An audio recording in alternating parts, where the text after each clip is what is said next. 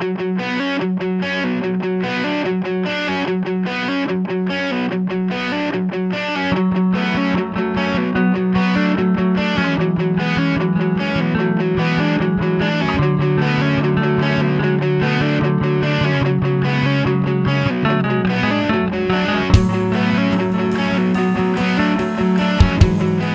everyone, today we're going to mix things up a bit with some 1v1 Commander gameplay between Brian playing Glissa the Traitor and myself playing Numot the Devastator.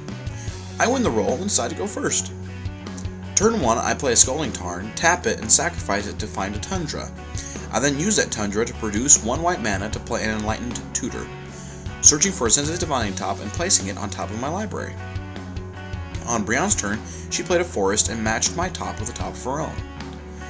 Next turn, I laid down a Dust Bowl and played the top that I had just ripped from the top of my library. On Brown's turn, she laid down a Shizo Death Storehouse and tapped it and her forest to cast Demonic Tutor, searched her library for Phyrexian Arena, and passed the turn.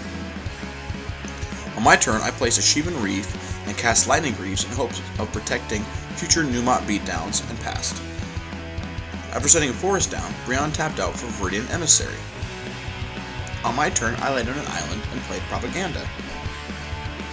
Brian set a Strip Mine down for her turn and used it to destroy my Tundra, which I tapped in response for a quick top activation. Brian then cast a Reassembling Skeleton and passed.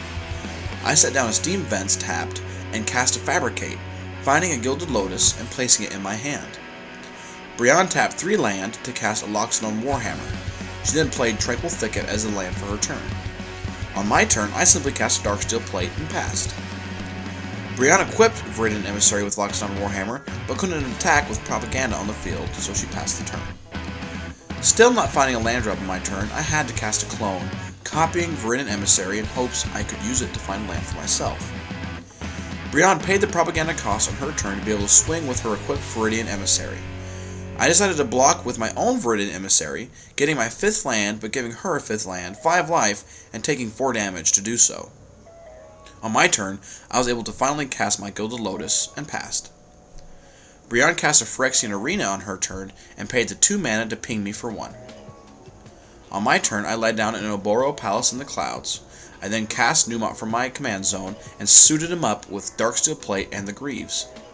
I then swung for 6 regular damage and 6 general damage. Brian placed a Swamp for her turn and cast Death Cloud, where X equaled 2. Both players lost 2 life and discarded 2 cards.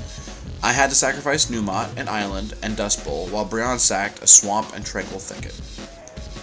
I drew for my turn, and with 1 card in hand and no way to continue the beats, I passed. On Brian's turn, she cast an Awakening Zone, which I quickly countered with Hinder to keep her off of mana.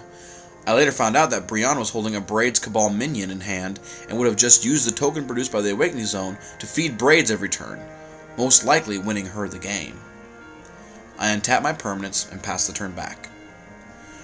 Brian played a Diabolic Tutor on her turn, searching up a Bitter Blossom.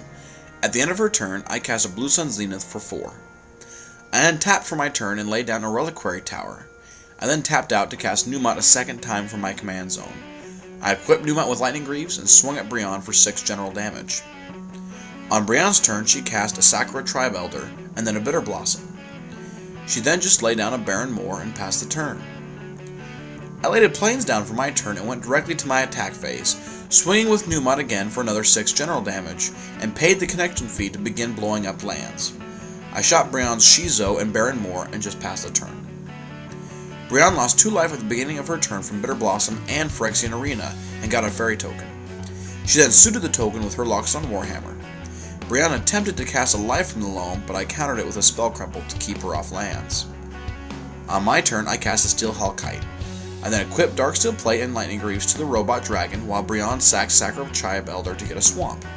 I then swung with both of my dragons, forcing Brian to block Numot in order to keep from losing to general damage, losing 5 life from Steel Hellkite and gaining 4 from the life-linking Warhammer. Brian began her turn losing another 2 life, drawing 2 cards, and getting a Fairy token. She cast a Damnation, blowing up all creatures on the field except the Darksteel Plate equipped Steel Hellkite. She then played Wood Elves, finding herself a Bayou. I untapped my permanents and moved to the attack phase.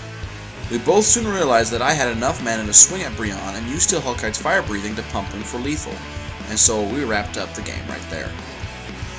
I hope you guys enjoyed this EDH gameplay video. If you want to see more gameplay videos like this, let me know in the comments section. If I get enough demand, I may look into doing 4-player games as well. Don't forget to comment and subscribe, and thanks again for watching.